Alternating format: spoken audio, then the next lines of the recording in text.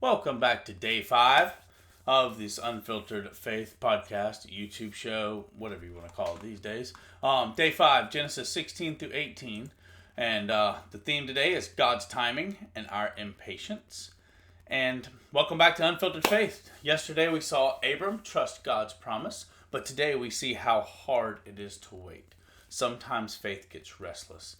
Grab your NASB Bible and follow along as we read Genesis 16 through 18, where impatience meets grace. Genesis 16, Sarai and Hagar. Now Sarai, Abram's wife, had not borne him a child, but she had an Egyptian slave woman whose name was Hagar. So Sarai said to Abram, "See now, the Lord has prevented me from bearing children. Please have relations with my slave woman. Perhaps I will obtain children through her." And Abram listened to the voice of Sarai. And so after Abram lived 10 years in the land of Canaan, Abram's wife Sarai took Hagar the Egyptian, her slave woman, and gave her to her husband Abram as his wife. Then he had relations with Hagar, and she conceived. And when Hagar became aware that she had conceived, her mistress was insignificant in her sight. So Sarai said to Abram, "May the wrong done to me be upon you. I put my slave woman into your arms, but when she saw that she had conceived, I was insignificant in her sight. May the Lord judge you between May the Lord judge between you and me." But Abram said to Sarai, Look, your slave woman is in your power. Do to her what is good in your sight." So Sarai treated her harshly, and she fled from her presence. Now the angel of the Lord found her by a spring of water in the wilderness, by the spring on the way to Shur. He said, "Hagar, Sarai's slave woman, from where have you come, and where are you going?" And she said, "I am fleeing from the presence of my mistress Sarai." So the angel of the Lord said to her, "Return to your mistress and submit to her authority." The angel of the Lord also said to her, "I will greatly multiply your descendants so that they will become too many to count." The angel of the Lord said to her further, "Behold, you are pregnant, and you will give birth to a son, and you shall name him Ishmael, because the Lord has heard your affliction. But he will be a wild donkey of a man. His hand will be against everyone, and everyone's hand will be against him. And he will live in defiance of all his brothers." She then called the name of the Lord who spoke to her. "You are a God who sees me," for she said, "Have I even seen him here and lived after he saw me?" Therefore the well was called Bir Lahai Roi. Behold, it is between Kadesh and Bered. So Hagar bore a son to Abram, and Abram named his son, to whom Hagar gave birth, Ishmael. Abram was 86 years old when Hagar bore Ishmael to him. Genesis 17. Abraham and the covenant of circumcision. Now when Abram was 99 years old, the Lord appeared to Abram and said, "I am God Almighty, walk before me, and be blameless. I will make my covenant between me and you, and I will multiply you exceedingly." Abram fell on his face, and God talked to him, saying, "As for me, behold, my covenant is with you, and you will be the father of a multitude of nations. No longer shall you be named Abram, but your name shall be Abraham, for I have made you the father of a multitude of nations. I will make you exceedingly fruitful, and I will make nations of you, and kings will come from you. I will establish my covenant between me and you and your descendants after you throughout their generations as an everlasting covenant, to be God to you and to your descendants after you. And I will give to you and to your descendants after you the land where you live as a stranger, all the land of Canaan, as an everlasting possession, and I will be their God." God said further to Abraham, "Now as for you, you shall keep my covenant, you and your descendants after you throughout their generations. This is my covenant, which you shall keep, between me and you and your descendants after you. Every male among you shall be circumcised, and you shall be circumcised in the flesh of your foreskin. And it shall be the sign of the covenant between me and you, and every male among you who is 8 days old shall be circumcised throughout your generations, including a slave who is born in the house or who is bought with money from any foreigner who is not of your descendants. A slave who is born in your house or who is bought with your money shall certainly be circumcised. So my covenant shall be in your flesh as an everlasting covenant. But as for an uncircumcised male, one who is not circumcised in the flesh of his foreskin, that person shall be cut off from his people. He has broken my covenant. Then God said to Abraham, As for your wife Sarai, you shall not call her by the name Sarai, but Sarah shall be her name. I will bless her, and indeed I will give you a son by her. Then I will bless her, and she shall be the mother of nations. Kings of people will come from her. Then Abraham fell on his face and laughed, and said in his heart, Will a child be born of a man 100 years old? And will Sarah, who is 99 years old, give birth to a child? And Abraham said to God, Oh, that Ishmael might live before you. But God said, No, but your wife Sarah will bear you a son, and you shall name him Isaac. And I will establish my covenant with him as an everlasting covenant for his descendants after him. As for Ishmael, I have heard you. Behold, I will bless him and make him fruitful and multiply him exceedingly. He shall father 12 princes, and I will make him into a great nation. But I will establish my covenant with Isaac, whom Sarah will bear to you as this season next year. When he finished talking with God, God went up from Abraham. Then Abraham took his son Ishmael, and all the slaves who were born in his house, and all who were bought with his money, every male among the men of Abraham's household, and circumcised the flesh of their foreskin on this very same day. And God said to him, Now Abraham was 99 years old when he was circumcised in the flesh of his foreskin, and his son Ishmael was 13 years old when he was circumcised in the flesh of his foreskin.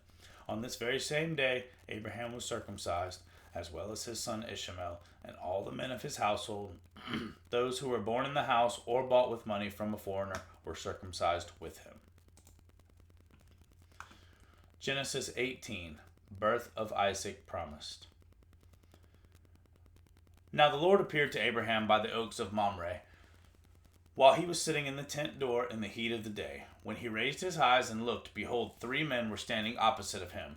And when he saw them, he ran from the tent door to meet them, and bowed to the ground, and said, My Lord, if now I have found favor in your sight, please do not pass your servant by. Please let a little water be brought, and wash your feet, and make yourselves comfortable under the tree. I will bring a piece of bread, so that you may refresh yourselves. After that you may go in, since you have visited your servant. And they said, So do as you have said. So Abraham hurried into the tent. So do as you said. Abraham hurried into the tent to Sarah and said, Quickly prepare 3 measures of fine flour, knead it, and make bread cakes. Abraham also ran to the herd and took a tender and choice calf and gave it to the servant, and he hurried to prepare it.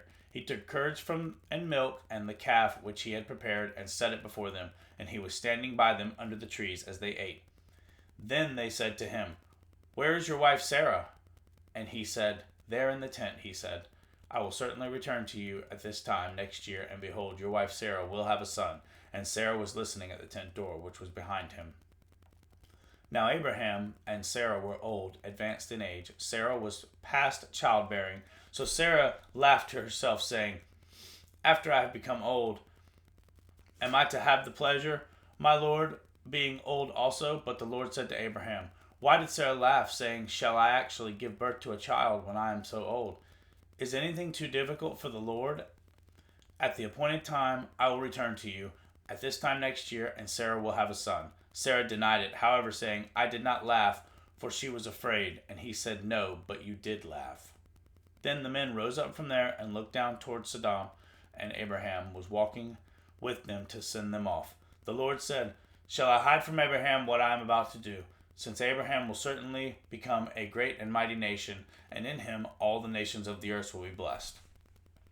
For I have chosen him so that he may command his children and his household after him to keep the way of the Lord by doing righteous and justice, so that the Lord may bring upon Abraham what he spoken about him. And the Lord said, The outcry of Sodom and Gomorrah is great, and is indeed great, and their sin is exceedingly grave.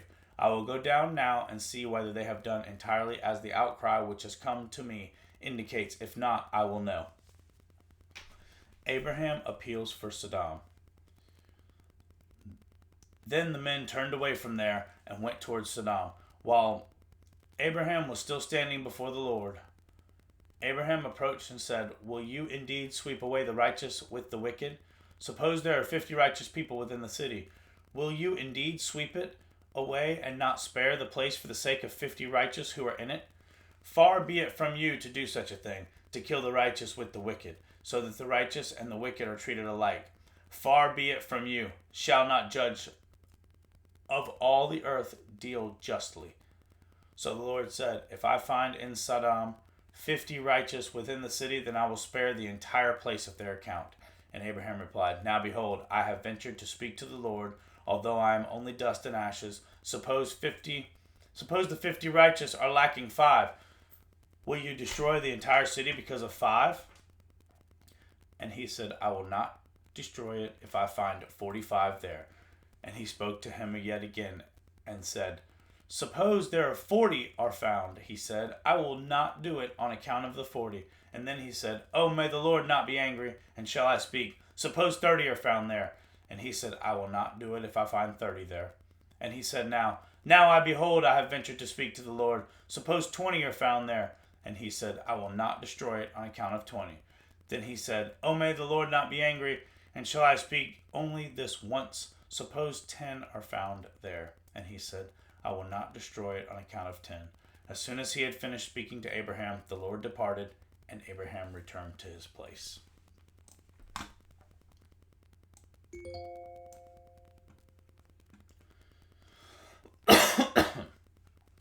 So, reflection and talking points. Number 1, impatience causes problems.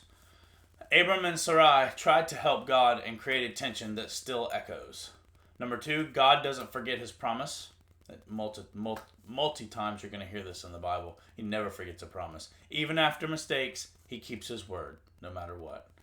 Number 3, nothing's too hard for the Lord. He asked Abraham that question for a reason. Number 4, faith waits. True belief means trusting his timing, not rushing the process. You never want to rush the process. You always want to work through and trust in he knows when the right time is for what you're getting ready to take on or endure. Application, stop trying to make things happen your way. Just trust in the Lord and make sure that he knows which way he wants you to go with things. And God promises you don't need your shortcuts. God's promises don't need your shortcuts. You don't need to try to shortcut the Lord. He knows exactly what to do, when to do it, and how to do it. And be patient because his timing is perfect every single time. Cross references for this reading is going to be Psalms 37 verse 7. Be still before the Lord and wait patiently for him. Hebrews 6 verse 12. Through faith and patience we inherit the promises. Genesis 18 verse 14. Is anything too difficult for the Lord? Nothing's ever going to be too difficult for the Lord. Like I said, he knows when, where, why, how, everything. If you need anything, pray, trust in the Lord. He's going to provide when it's needed. In closing, when faith gets impatient, grace still waits. Trust his timeline. He's never too late. This is Alan Lawson from Unfiltered Faith. Real scripture, real talk, no filters. Y'all subscribe. Give me a like, comment. If you got any questions, we're going to continue this reading again tomorrow. This is day 5.